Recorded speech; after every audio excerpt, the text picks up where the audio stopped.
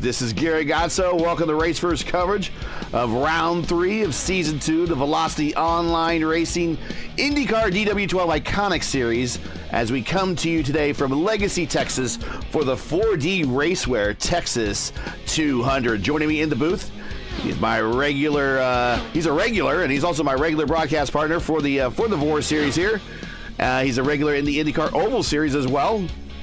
Still looking to get some of those wins to rack up his record there is Kyle Klinsworth. Clindy, thanks for joining me, buddy, for the second day in a row. We're doing double duty. Did FIS last night, and then we're doing a little matinee racing here with the DW12s today. You got a chance to test this car out in this setup. What do you think? We talked about it in the pre-race, so probably bears worth repeating. It's probably not going to be your standard pack race here, is it? Actually, I think it may be for 6 to 10 laps. This car handles very, very well behind other cars in traffic. It's very stable. It turns in well, especially in 1 and 2, which are very flat. 3 and 4, however, a different animal. In order to make 1 and 2 handle very well, the car is very sluggish to turn into turn 3. So you'll see drivers fighting the wheel to get to the white line to turn 3. That will overheat the front tires. That's what will break up the pack. Drivers will start to have to lift, especially in the center of 1 and 2, in order to not plow down the wall on the exit of 2, which is like a funnel. You think the track is so wide, and then boom, there's the wall. Hopefully, the drivers realize that, and I know that sometimes it's hard to practice in a pack, but they'll see that the different effects on tire wear and tire temperature in the pack will be accelerated and exacerbated. Whereas if you're running by yourself, you could probably get 20 to 30 clean laps on the tires. In traffic, I think it's going to be half that number, 15 to 18, realistically. Weather right now, 76-degree track temperature, 69 degrees ambient. The silent assassin, Dave Stedman, to the top, 221.9 in his first start in the series. We welcome him back to VOR. We haven't seen him in a long time. Let's put up the race header of what to expect for today. Here is the conditions.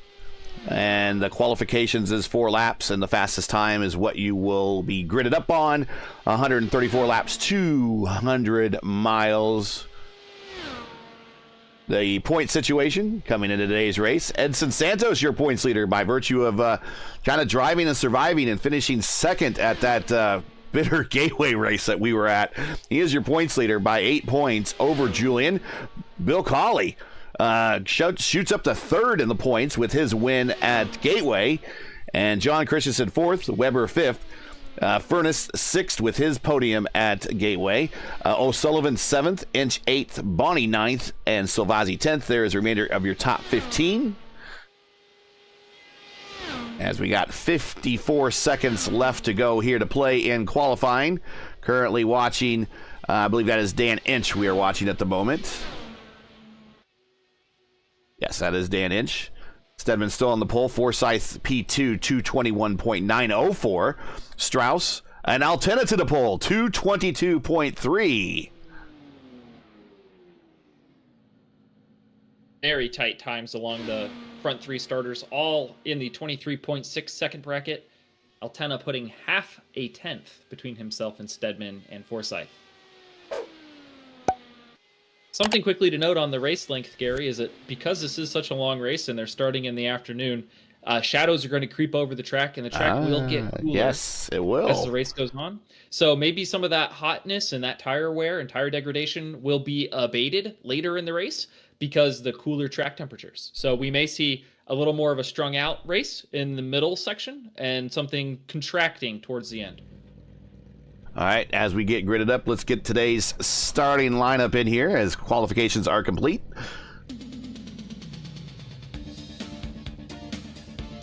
And there you see Julian on the pole with a speed of 222.376. Right next to him, the Silent Assassin making his first start here in the VOR DW12 series. He used to be a regular in the IR18 series. Dave Stedman there, 221.9. Craig Forsyth third with the 221.9 as well. Strauss, a 221.7. Edson Santos, your points leader, lighting up fifth, 221.7 as well. Cody Meadows, 221.6. Liam O'Sullivan, 221.6. Alexander Bonney, 221.5. Leighton Furness, lining up at 9th, finishing on the podium last race at Gateway with a 221.3. John Christensen, not too far off his IR05 win at Indianapolis in a 221.3. Moving on, Patrick Silvazzi, 221.2. Dan Inch, another 221.2. Iker Pagero on 13th, a 221 flat. Sheridan Wade, another 220.7 there for 4th. And Jesper Orman got some practice in, but did not complete a lap for qualifying. So he's going to do the worst for first challenge. He is 15th with no time. Now, we also have more than that out there. And I believe Bill Colley also is lining up, going to be 16th. Last race winner. He opted not to turn a qualification lap as well. Sometimes they show up on the overlay, sometimes they don't, and we've been still trying to troubleshoot that for some reason. I don't know why that doesn't show up. But we got 16 cars, which is not a bad number here for Texas. That'll be a good pack size, and I think the ones to watch are Jesper Orman and our pole sitter Julian Altena. So we've got two distinctly different starting positions, front row and back row. We'll see which one can manage this 200-mile length race better and come out on top. Here are all the IndyCar track records you need to know about Texas. The overall track record set on this configuration. Of course, this is the 24-degree banking at both sides. This is Legacy, Texas.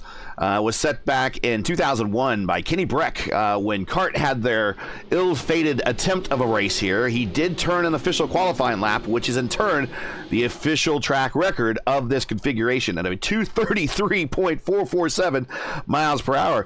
The IRL IndyCar track record was held by Billy Boat, or still held by Billy Boat, actually, in 1998 with a speed of 225.979.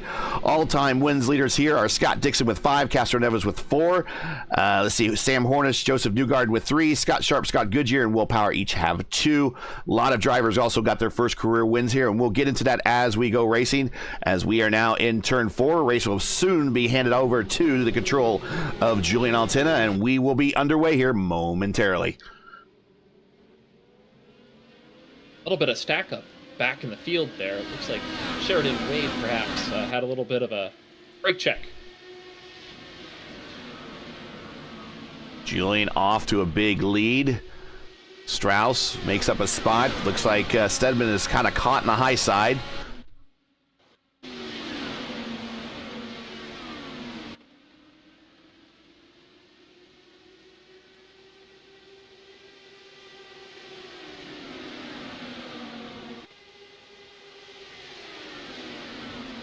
Oh, Layson Furness in the back of John Christensen.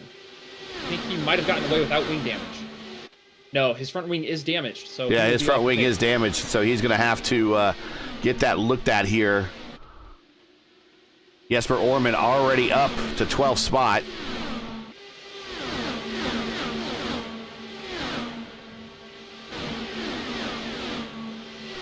And there's Layson there. He's pushing up the racetrack. He might not know he has, and he's into the wall a little bit. He might not know he has damage. He really needs to. Turn 3 and 4 is going to be murder for him right now. Well, no, he's doing a pretty good job staying at the bottom. He really needs to get to pit road, though. That front wing needs to get repaired here. If he can survive and hang on to the coattails of the draft of the pack in front of him, lift early and be conscious that his front wing is broken, he may be able to hang on until schedule stops.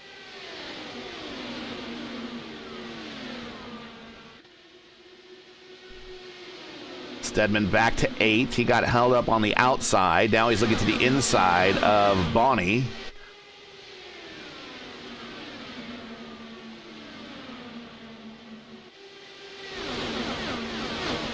Ooh, and Stedman into the wall. Christensen underneath him, trying to get the position going into 3. So I think you mentioned it, it would be only good for about 5 or 6 laps before the good of these tires are wearing out, and I think we're at that point. Yeah, entry to 3 is going to get tighter and tighter, especially since it's in direct sunlight, whereas 1 and 2 are partially shaded. Riding with Julian right now. Hot on his tail right now is Craig Forsyth. Battle for 3rd, Santos and O'Sullivan side by side in 3 and 4. Meadows looking to capitalize. He's going to have a run here down the front stretch. Let's see if he does anything with it into turn 1. Beneath Santos he goes. He pushes up. Strauss is going to try to sneak underneath. Christensen underneath Bonnie in 3. Going to get the fastest line on 3 and 4 is going to be the bottom. And there's no way to any other way to look at it, really. Yeah, you lose about 1/10 and a half on both ends of the oval if you do not hug the white line. However, in dirty air, you don't have much of a choice sometimes, and you can build a run Here's down Bonnie. a Bonnie tries it back to get that position back. As you mentioned about getting that run. And there he goes. He gets the position back. Stedman's going to try to follow him through. Christensen comes right down on Stedman. This may be Texas, but that door was not a saloon door. He slammed it shut.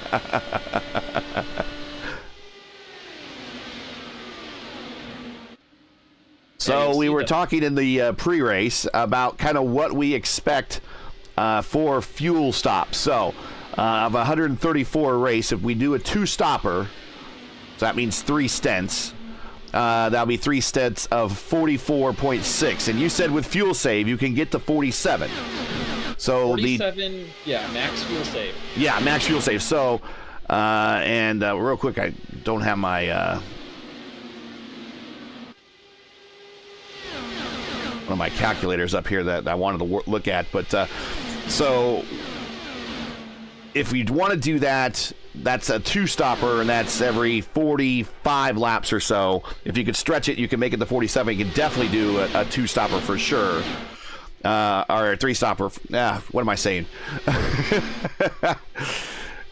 Yeah, 2 stops versus 3 stops. Yeah, so if you go fuel save, you could do the 2-stop.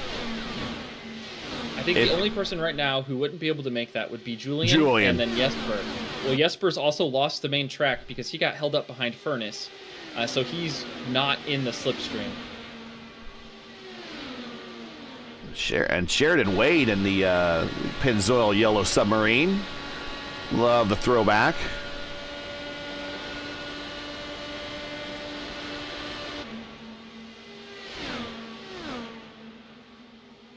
Oh, Forsyth in the wall.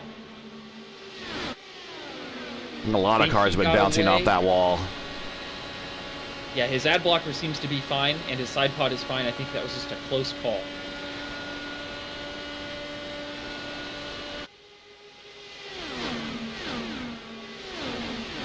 Forsyth, just an innocent bystander last week. He was in the lead and lost it at Gateway when another driver had a setup malfunction. Yeah. He is trying to save those tires, working the high side, staying off the bottom now. And out of dirty air. I think staying out of dirty air and putting less turn in the wheel may pay dividends. You sacrifice a little bit of track time every lap, but you may be much faster come the end of this run, should it materialize. So once again, go back to what we were saying. If you take 134 and divide it by 3, so you'd be doing 3 equal stints of 44.666 repeating laps. That is a 3-stopper, or a 2-stopper, excuse me. So if you do 47, you could definitely do that. But if you do the 134 divided by 4, let's say you want to do a 3-stopper, then it is 33.5 laps. So you're on your tires a lot less longer, and you should be faster over a longer haul. But you still have to make that extra stop that most people won't make. So what is your strategy going in this? I would assume everyone is going to do or try to go for the 2-stopper if they can. Yeah, you just lose so much time on an oval coming down pit road due to the pit road speed.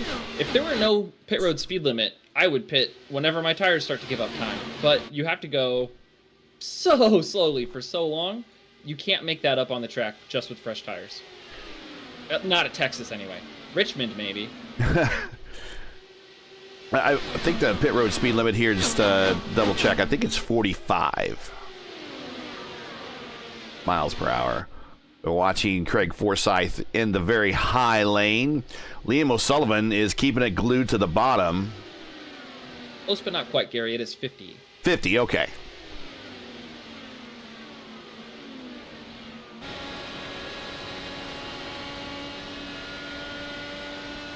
starting to see two distinct packs here.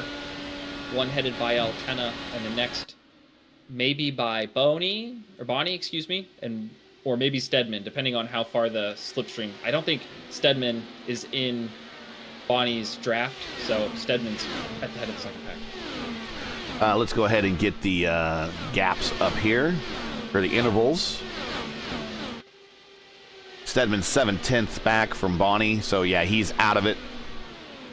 The draft envelope is about 5/10 on these, which it should be more. It should be the IR18 is about 1.5 seconds, and it should be longer than that for these because these punch a bigger hole in the air. But for whatever reason, iRacing chose 5/10 to be the draft envelope for these things.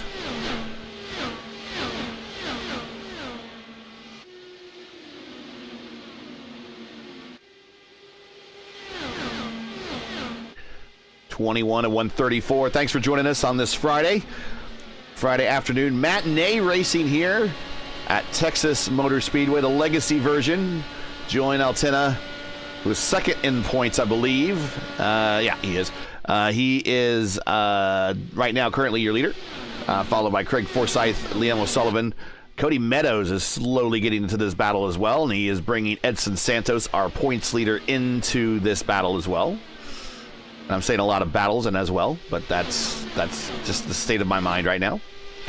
Santos is going to make a move here for fourth. Watching Santos. Move him up.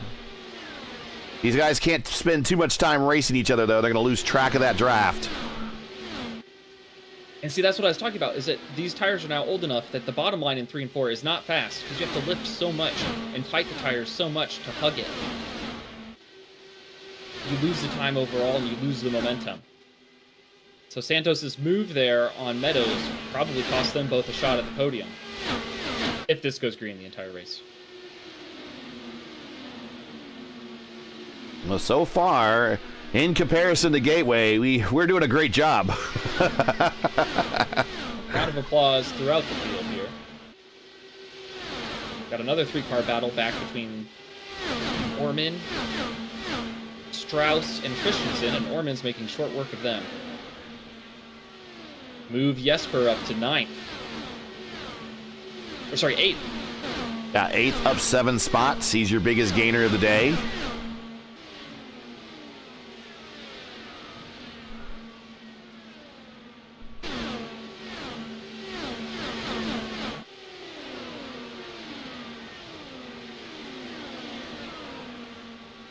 Texas 200 is brought to you by 4D Racewear. Check out their line of made-for-sim racing gloves, shoes, and apparel. Visit them today at 4dracewear.com or click on their link in today's stream description.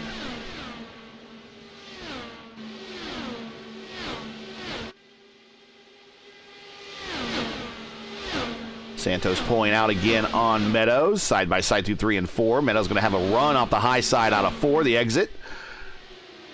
Santos kept it closer this time, but it's still not enough. He's got to really send it into 1 and 2 here if he wants to clear Meadows.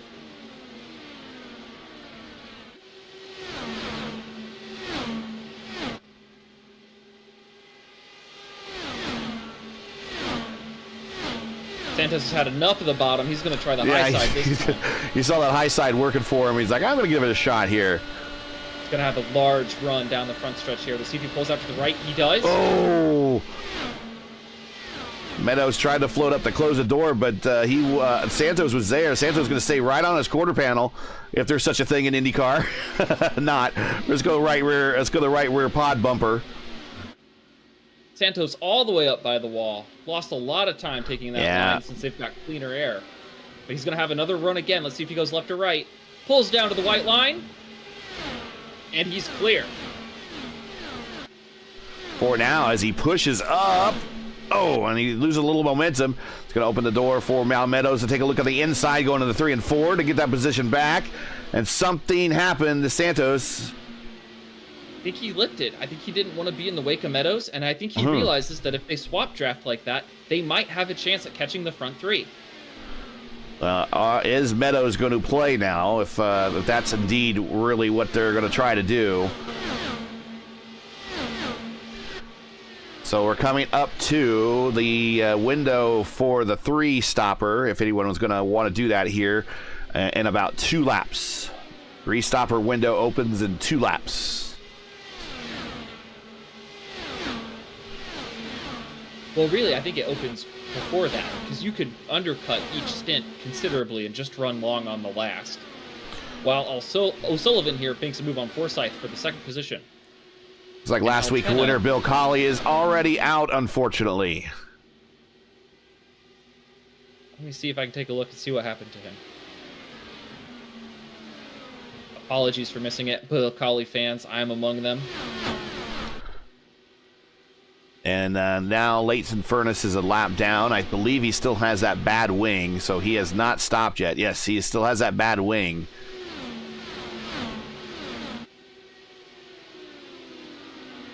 So Bill was battling with Layson on lap 16, got into the outside wall and Layson's right side pod, and has unrepairable right front damage. So hopefully we'll see him in the next entry. Yeah, unfortunately, that's day done for last race winner. Meanwhile, up front, Julian is your leader by now 7/10 over O'Sullivan. Sullivan is P2. He has 4/10 over Forsyth. Meadows is P4. He has 2/10 over Santos. This has been the biggest battle on the racetrack for much the last couple laps.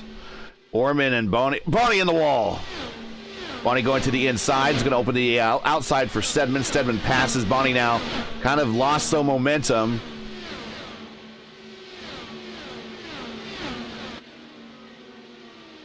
But moves Stedman up to 7th. Oh, Silvazzi's in the wall. He drug the safer barrier through turn 1, and he got off of it. I think he might have... Oh, it wasn't Silvazzi. I'm sorry.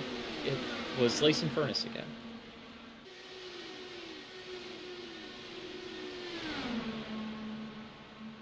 Yeah, I don't know if his spotters told him that he has wing damage or not, or he can see if he has wing damage, but he is probably should be able to feel something that the car is not turning the way it used to. It's not as fast as the others while he's had at 100% throttle, something. In the wall again in 3 and 4. Definitely an oh no moment. Yeah, Santos getting around Meadows. That time he keeps the position.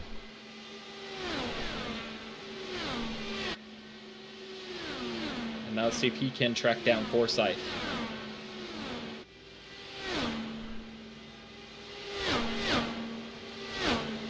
A little bit of banter over the radio between Julian and Liam. I think Liam is tipping his hand about his stop strategy. I think Julian doesn't want to lead and wants to save a little, but Liam said he was fine running 2nd. If you want to lead, you can. Nah, I'm good, man. I'm good. Christensen and Silvazzi battling it out for 10th spot.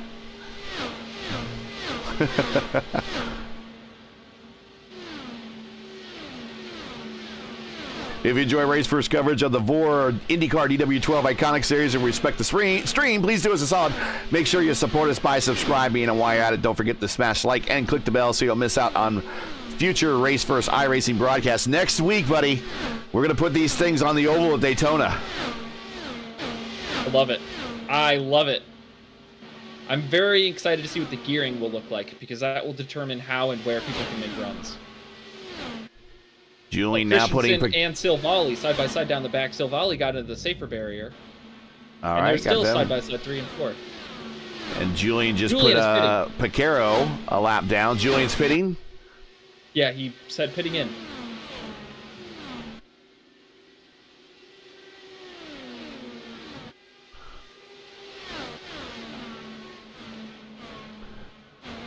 Liam is pitting with him. So pitting at 42. So this is it. They still got to do... they can't do a 2-stopper unless they're going to try to really save. A lot of people are pitting. Here comes Meadows.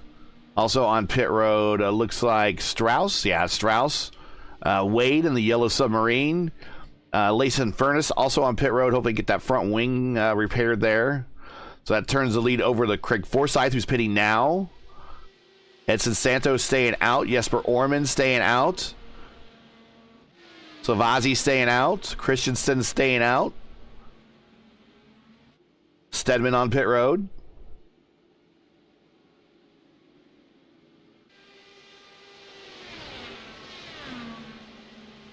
So it's possible. Now here comes Santos. Can't make it to 47. Neither can Orman. Yeah, the packs just weren't tight enough to go max save. Oh, and Christensen under braking coming to pit road. Loses it. No damage. I think he'll be okay. He just probably lost about 6 seconds. Yeah, the back end came around on him. So Santos coming out now, or at least he's on pit road. We're still green. Santos is coming out. Jesper Orman with him. Here comes Julian and Liam to get those positions back.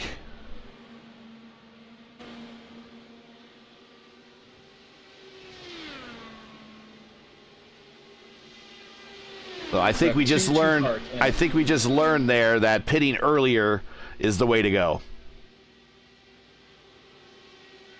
Yeah, the tire dagger is substantial. If anyone could have made it 2 more laps, it would have been the winning race strategy. Should we go green? But no one could. Battle for the lead. O'Sullivan and Altena in 3 and 4.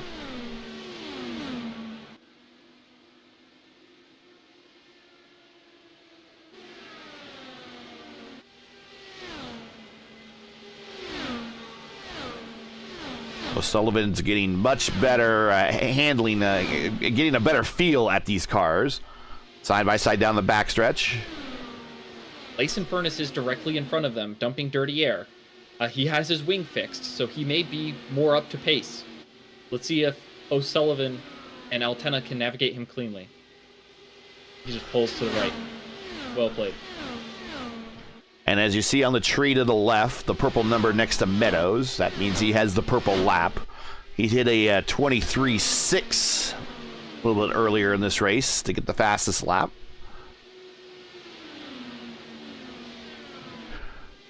Orman up to 6 now. He's up 9 spots. O'Sullivan up 6 spots.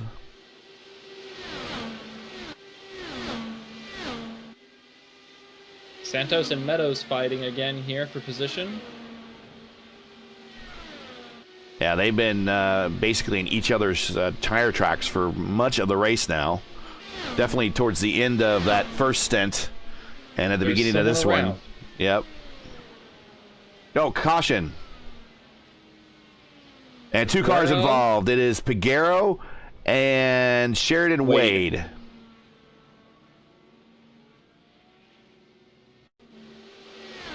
Oh, wow. 3 cars involved. Strauss, I think, was one of them. Strauss is the third. Peguero hit the apron and came right up into Strauss. Strauss went into the catch fence. And Wade got collected up under braking.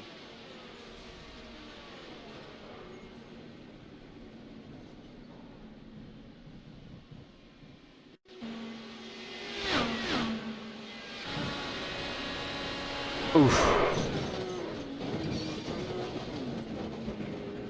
That, you know, that kind of reminds me of Graham and DeFrancesco. And also involved in that one was Castro Neves a couple years ago at Texas. Now, I would expect everyone to pit here because this opens up a one-stop strategy from here because they've gone far enough. Well, oh no, Sullivan stays out. Sullivan did a pump fake. He stays out. But Julian is going to take this opportunity probably wisely. So is Forsyth. Stedman is staying out. Cody Meadows is staying out. Boney is staying out. But Julian and Forsyth and Santos are going in. So we have split strategies in effect right now. Also on pit road is Jesper Orman. Dan Ench, the last car on old tires. He had okay pace on fresh tires. Let's see if he holds up these people who have pit behind him, starting with Julian. But I believe that the front, I don't know, 1, 2, 3, 4, everyone who stayed out, 1, 2, 3, 4, 5, 6 cars are all, they've picked the wrong strategy. If I'm on top of their pit box, I am wondering why they didn't listen to me. Well, Julian stopped, so he's in 5th. I think he goes back to 6th here. So the top 5 are on the different strategy. Julian on back is on the new strategy. I think I counted the pace car on accident. Okay. No worries. Well, we know he has enough fuel to make it to the distance. Well, not the distance, just one more stop rather than the distance. Well, pit stop or for the pace car, it doesn't matter. He's always going to have fuel. Oh, yeah. He probably gets like 40 miles a gallon. He's probably got one of those Ecotech Mustangs.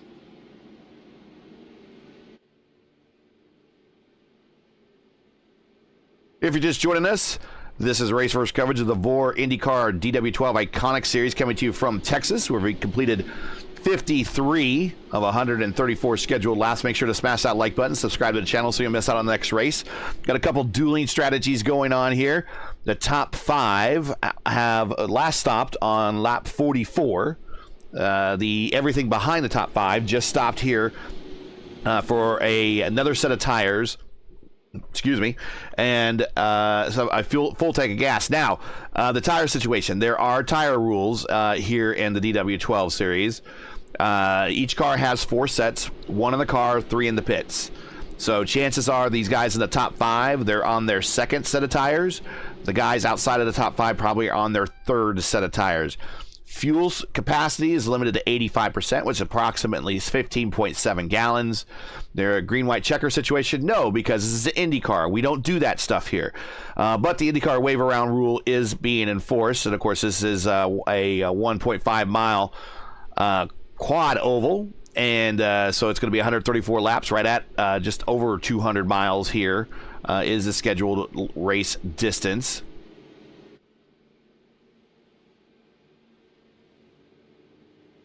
A lot of IndyCar drivers over the course of their history, kind of Texas became the new Michigan in IndyCar history.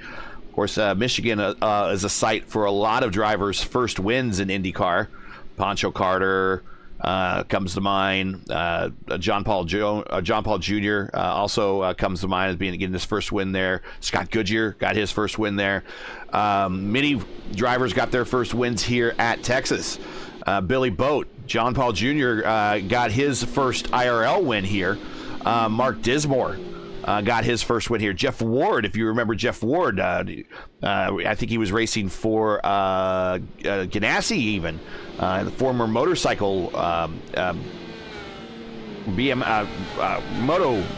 moto racer. He got his first win here, and Thomas Scheckter also got his first win here. So here we go. Actually, Thomas got his second win here, sorry. Got his first win at Michigan. And we're back under green here momentarily. Fields under command of Liam. He's bringing him down slow, but he's on it now. Yeah, Dan Ensch left a big gap between him and Bonnie, and it cost everyone on the new tires. They're all substantially far behind. Here comes Jesper.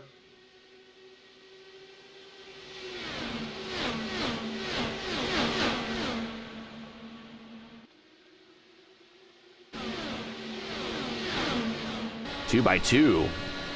Battle for 8th. And if you ask me, that's the battle for 2nd. I think the front 5 cars here don't have a chance with the strategy they're running unless they see another timely caution here in a few laps.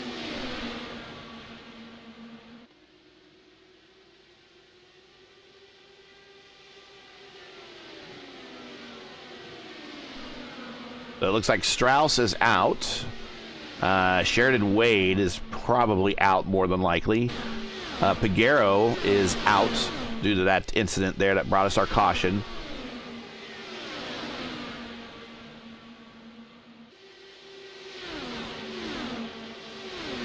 Harry, I don't want to toot my own horn here, but Jesper Orman's going to be right behind Julian Altena here on the optimal strategy, effectively placing them 1-2.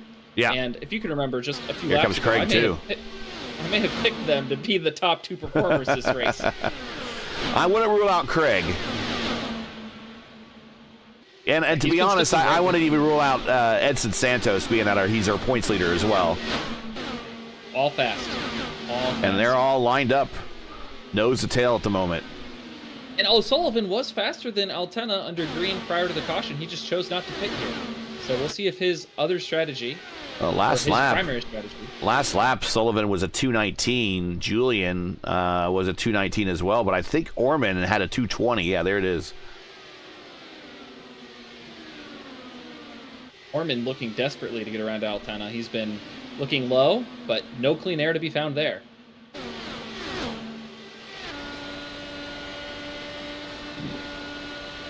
Riding with Orman.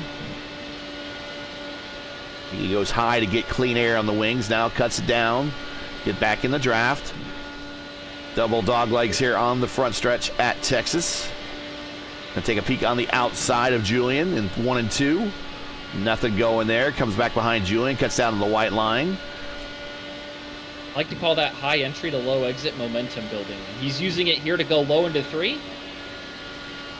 And clears himself over Altena. Lead car on the alternate strategy. And in front of him is O'Sullivan, Meadows, Boney, and Stedman.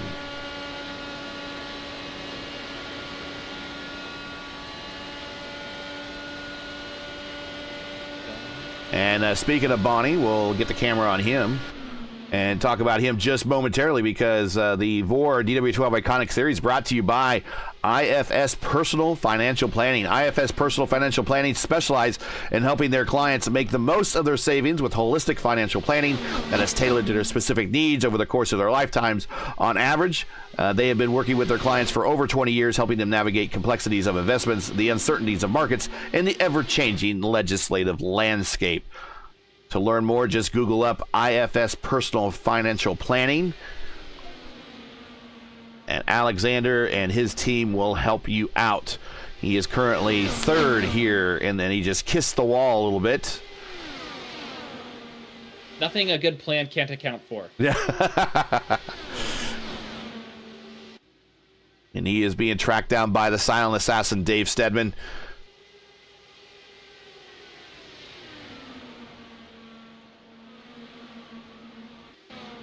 Orman is around Julian, as we saw, and they're leading the second group of 4. And then they fall off a little bit. Then did Silvazzi and Christensen on a kind of a 1-2 combo of their own. 11 cars are remaining running on the track here. And all those 11 cars are on the lead lap. 66 of 134. The top 4 now are 23 or 22. Actually, the top 2 are 23 laps into their stint. The 3rd and 4th are 23 now. They're 1 lap behind in their lap count for the stint, so they're effectively on the same strategy, though.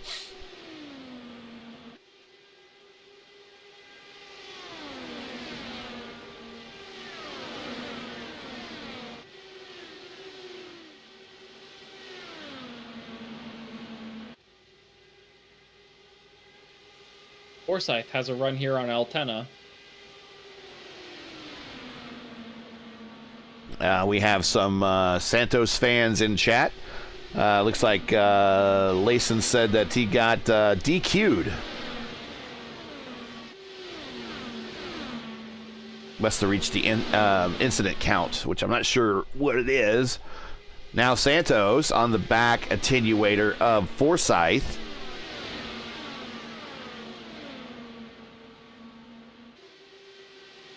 I love the game of chicken you play on entry.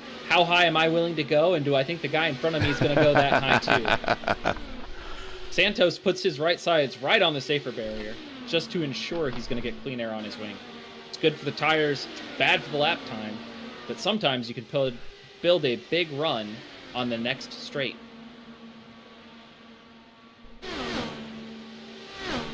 Now getting into the grips of Silvazzi. Yeah, Silvazzi's put a handful of good laps together to stay right tucked in with these because he and Christensen had fallen back and been kind of a two-car duo, but I think he's going to catch the three in front. Altena, Forsyth, and Santos. Yep. Orman's kind of pulled away a little bit from those three.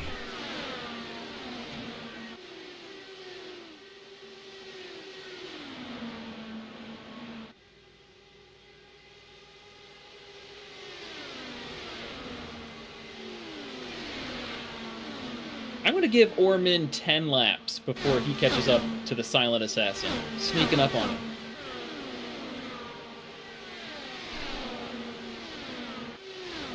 Check us out tomorrow at 2 p.m. Eastern for the IIS here on RaceVerse, as the guys in the IIS go to Barber, just like the guys in the NTT IndyCar Series.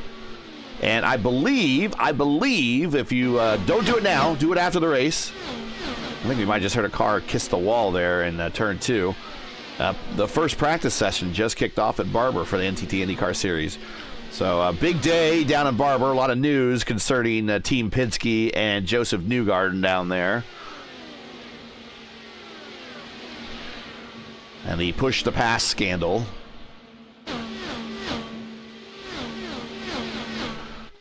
Was push to pass not used on ovals.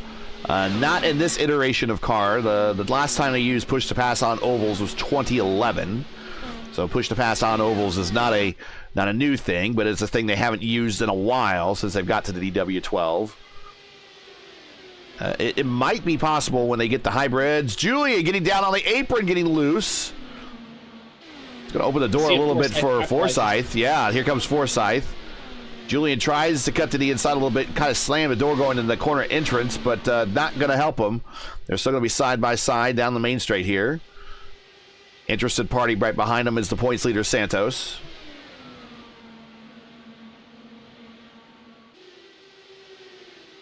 My prediction was wrong, Gary. Jesper caught Stedman in 5 laps, not 10. And he's around. Move Orman up to 4th.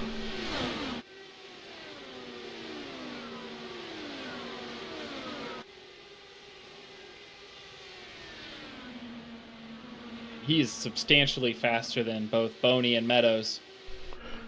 Yeah, 218 versus 216.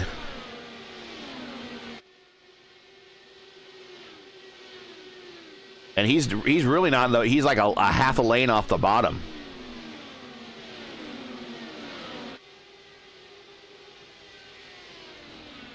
He's not going to the bottom all the way. Well, that time he does.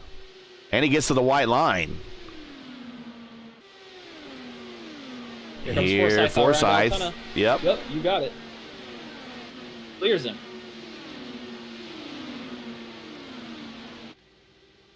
Oh, no! Altena's in the wall. Yeah, Julian smacked the wall. That's going to open up the bottom side now to Santos.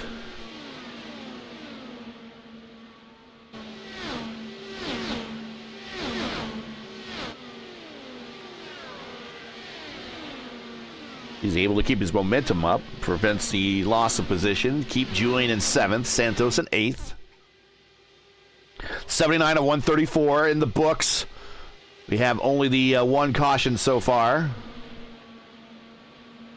Julian's car, I believe, has damage. The ad blocker shows a little bit of, plus he's blinking.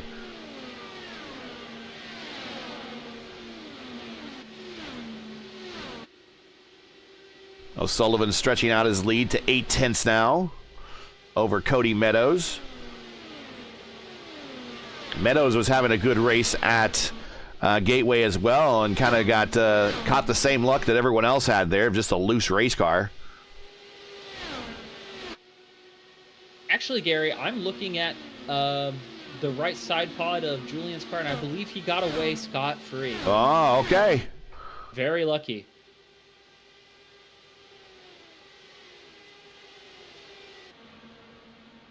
As he kisses the safer barrier again, pushing his luck. The left front ad blocker is scratched up. Here is Santos to the inside. Oh, I was looking at his right side. I didn't think to look at his left.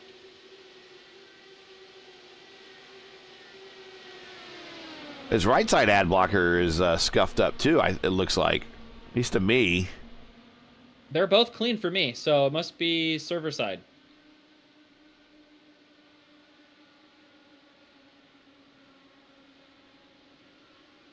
All right, so these leaders are going to have to make a decision here soon.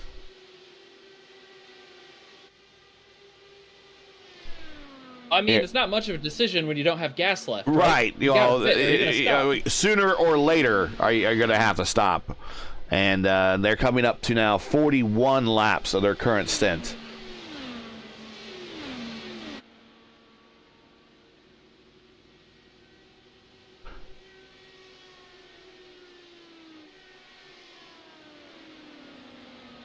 And this will effectively turn the lead over until they have to stop to Jesper Orman.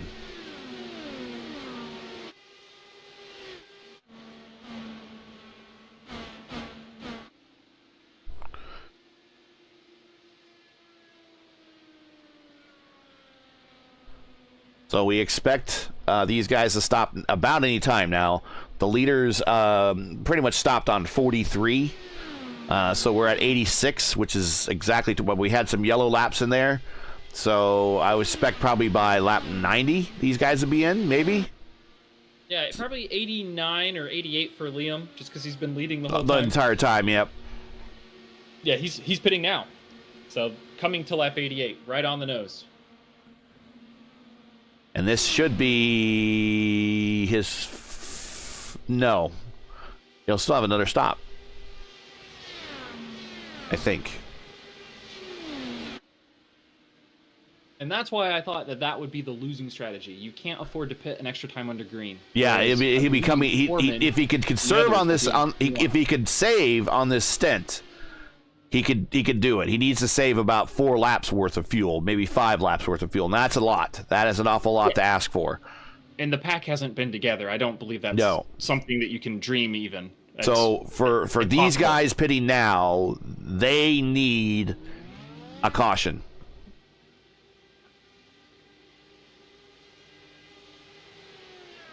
Dave Stedman staying out, though.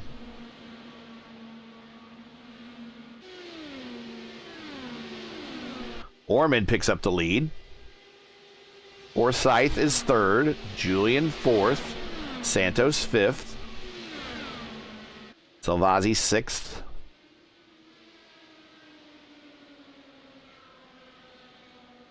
And Julian taking a peek at the bottom of Forsyth, getting the position, coming off of 2. Forsyth goes, nope, I want it back. I think they both might have magnets in their cars. They've been attracted to each other all race long. Now, they might be cooperating with one another right now to try to reel in Jesper. A tall task. At this point, you want to hope that Jesper speeds on pit road or spins coming to his stall on cold tires. Yeah. Sorry, out of his stall, not coming in. We don't want to jinx him, but we do realize everyone's human. Salvazzi is in a battle with Christensen. Then behind them is O'Sullivan and Meadows. Christensen feathering the throttle, trying to get that car to turn. And O'Sullivan and Meadows, they're going to have new tires. They're going to be really fast. They're going to catch this group. And they are full push right now, full burn, because they want to unlap themselves to Jesper. Jesper's a third of a lap ahead, more, almost a half lap. The delta's got to be huge. So, however, they will all be pitting here probably in the next 7 to 10 laps because they did not go that much further before the yellow. Stedman went 46 laps. He just pitted 2 laps ago.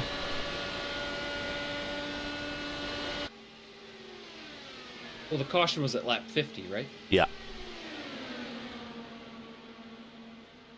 I think. It's 52, so I think they pit on 52.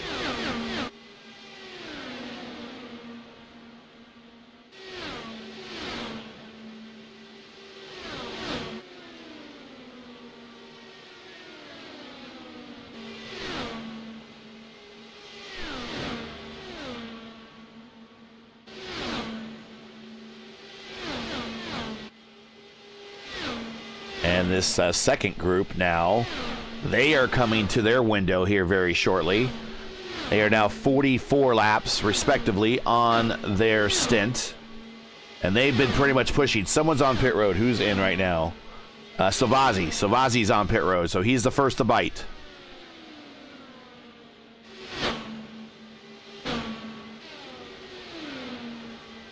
Santos and Forsyth moves Santos up to third. Forsyth is pitting. Can he get down to the speed limit? I think he did. Got close. Yeah, I locked it up a little. Nothing to be worried about.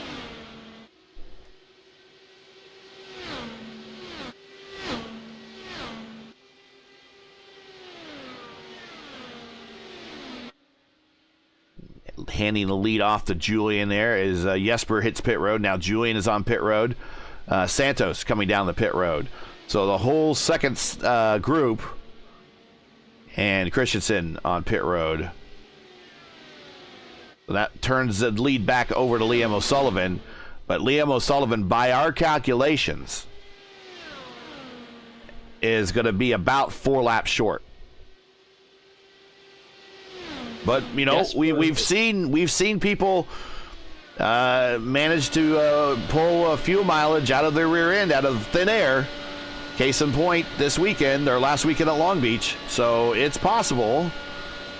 There is no off throttle time here, though, Gary. Right. If you want to keep pace, you're at 98 to 100% throttle every lap. You got Nick Wheeler in chat says you can't save and beat Jesper here. His pace will be far too strong. That's we could certainly agree to that. Jesper loves this place. Is Jesper really human? Never seen him made a mistake when I've needed him to. Yes, Jesper is human. He is human. I know he's human. I've been on the human end of Jesper once or twice. It's all in good fun, though. He's always a good sport about it.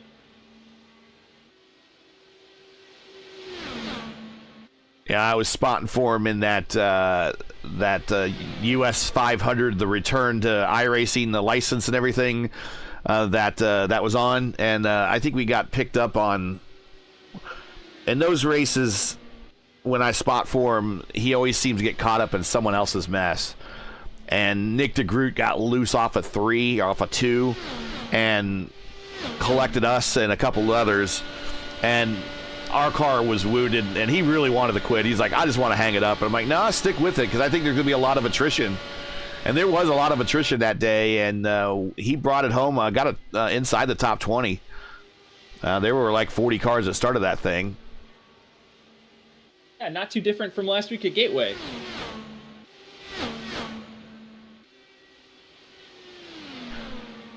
So let's take a look at times. O'Sullivan turning 2:18, so I don't think he's really trying to conserve.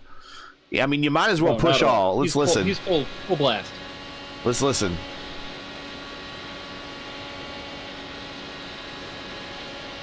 No, he's not even lifting. No way.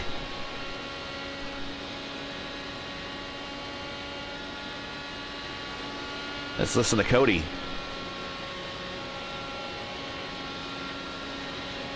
Cody with another good showing this week.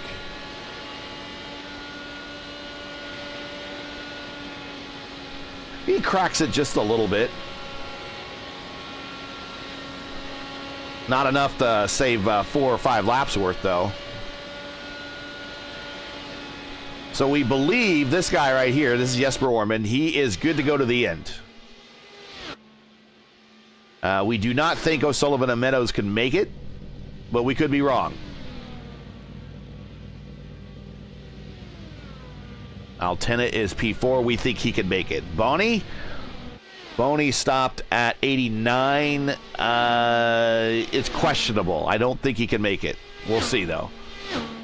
Santos and Forsyth, they can make it. Stedman pitted on 90. He will be somewhat close.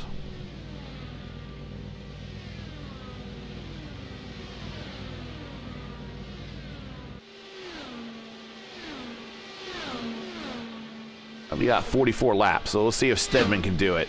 He needs to stay in the draft of those cars in front of him, though, that's for sure. So in a race that's lacking a lot of excitement in terms of passing, although here is Meadows and O'Sullivan doing a little bit of side-by-side down the front stretch, the drama is building up on can these guys on this alternate strategy up at the front make it? And again, by our calculations, and we could be wrong, they're not going to be able to make it. If anyone can, it's Meadows. He's been stalking O'Sullivan this whole time. Maybe he's been saving a little. But I think this race is firmly in the hands of Jesper Orman.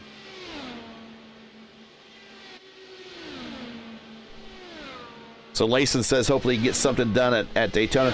Daytona's a lot of fun, and I've had pretty good luck with pack racing in Indy cars at Daytona and Talladega. It's where you have the person that's not used to the extreme closing rates that you're going to have in this race and that race. If you're not used to them, you're gonna run some people over and in some days early. So I would suggest a lot of practice for these guys at Daytona because the closing rates are going to be very, very extreme. Yeah, you might think that the Draft Master class would help you prepare. It doesn't. No. You come up on someone 20, 30, 40 miles an hour faster than them in some cases. It's insane. And smooth wheel movements are imperative. They help you transfer the speed into and out of the corner. And when you try to position yourself to make a pass, if you do something choppy, you cannot afford to do that. You have to be smooth and predictable. So Nick says Jesper pulled back 2.5 seconds in the last 3 laps. Yeah, he's caught both Meadows and O'Sullivan because they are trying to fuel save now. And it's 1, too late, and 2, doesn't matter because they're about to get passed.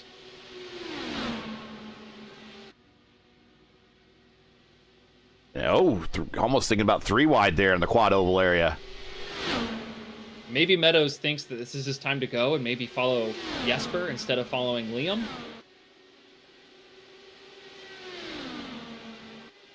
And Jesper to the front.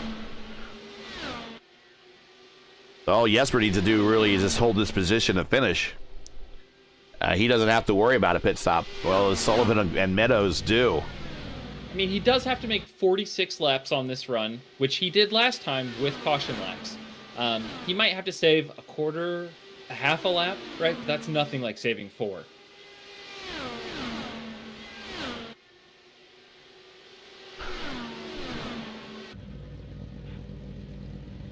While we have a moment here in the closing stages of this race, here is the schedule for the remainder of the season for the series.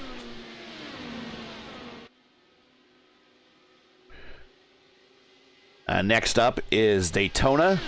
Then we will go a couple weeks. We'll go a week off and then come back for Indianapolis. And then they will round out the season in here in about a month from now at Auto Club Speedway. Or as I like to say, Fontana. California Motor Speedway. In Cars, if you have seen that movie. I liked it when they called it California Speedway. Yeah, that worked for me too. I always kind of refer to it as Fontana. Julian around the 2 fuel savers, back in 3rd and 4th now. And Meadows did swap position with Liam. I don't know if he's trying to hop on to Julian's coattails, but he does not have the pace to do so. They're turning laps now into 2:13s. Meadows a 2:12.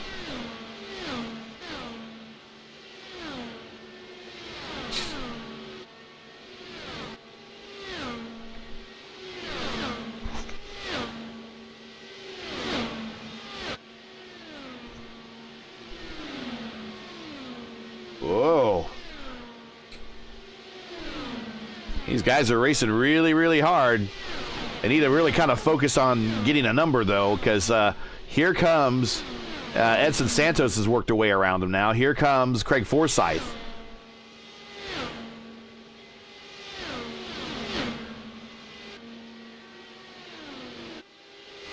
.118 of 134 in the books.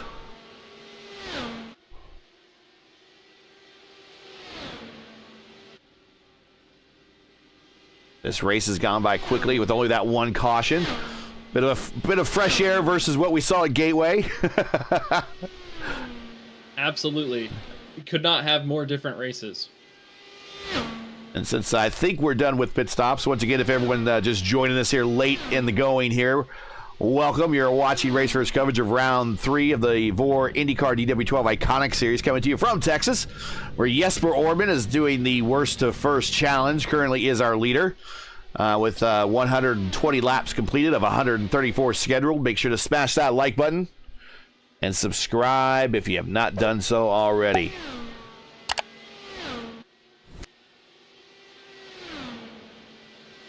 Now, the leaders may be done making pit stops, but I believe Liam O'Sullivan, Cody Meadows, Alexander Bonney, they're all due for a splash of gas here at the end of the race. Or they're going to be running out with 2 or 3 laps to go.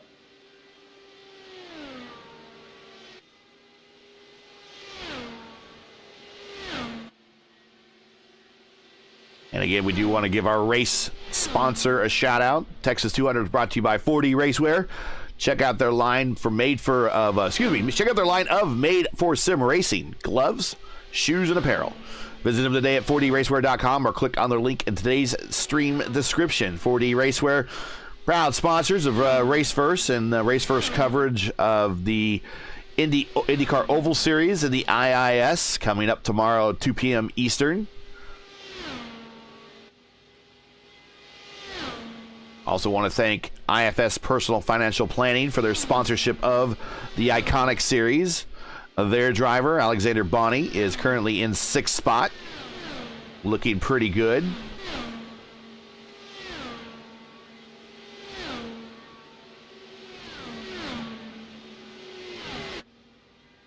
Julian. There's one battle on... Oh, no. Go ahead. No, go right ahead.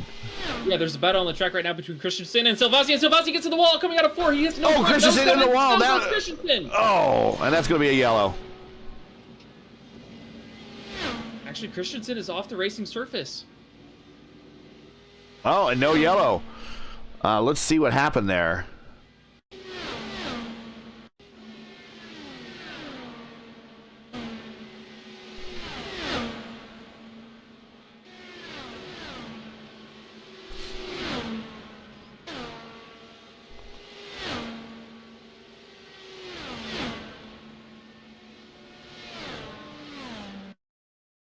One more time from Christensen's point of view. So what looks like to me is Meadows is hard saving, and they may not know that he's off the pace because he's saving fuel.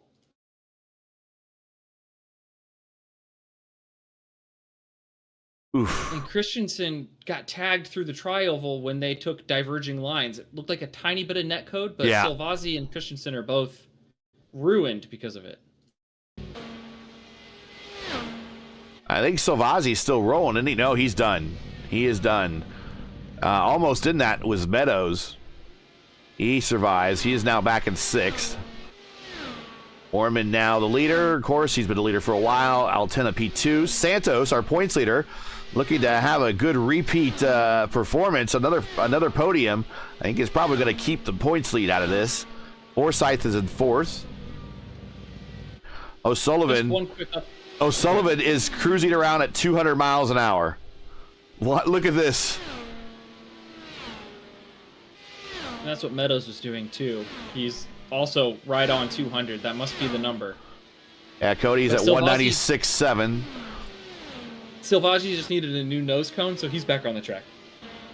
All right.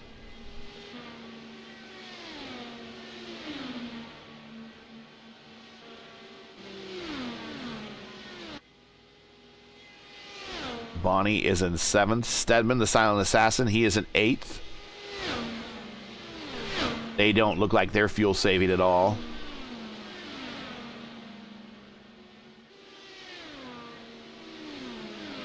Salvasi is still going, as mentioned. Dan Inch is still rolling. 5 to go. Let's go back up to Orman.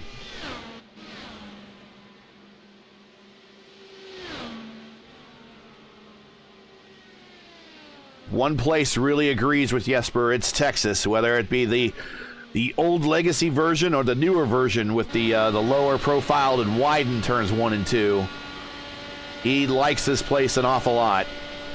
And he's showing it up 14 spots, doing the worst to first challenge. coming to put a lap on Meadows. Meadows just trying to get it home.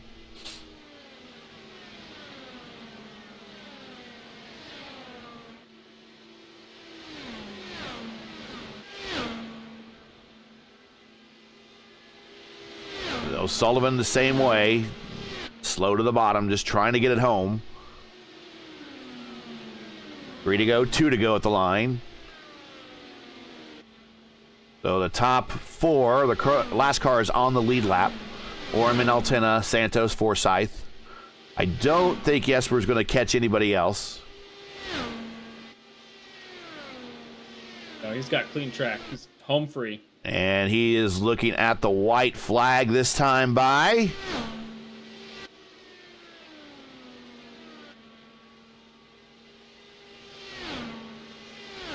Cleanly through 1 and 2. About a wheel length off the bottom. Down the back stretch. Final time. Into 3 and 4. About a half a car length off the bottom. Now down to the white line. Off the corner exit. Wiggling it home is Jesper Orman, your winner.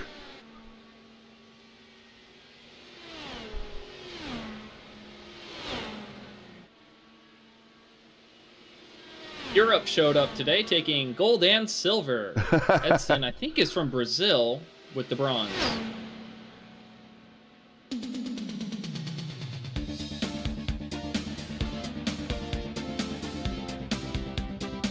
There we go. Let's get the results. There we go. Jesper Orman with the 3 stopper. Led 32 laps. Julian Altena's P2 led 44. So Jesper getting the win here. Santos, your points leader. I think he's going to lead the points coming out of this. Led only 2 laps, but stayed with the leaders all day long, and I think protected his points lead. Craig Forsyth fourth. Cody Meadows, after a good performance at times at Gateway, just didn't put together a good finish there. Top 5 here at Texas for Meadows. Good run for him. Alexander Bonney, good run for him in 6th. Dave Sedman in his debut here in the series, a top 10 in 7th. Liam O'Sullivan gets it home in 8th with the 2 stopper. So Meadows gets it home with the 2 stopper as well. Quick note about O'Sullivan. He ran out of gas on the backstretch and coasted all the way home. So that's how Meadows got around him. So Savazzi 9th and Inch in 10th. Christensen 11th, Wade in 12th, Strauss 13th, Piguero 14th, Furness 15th, and Bill Colley rounding out our 16-car field.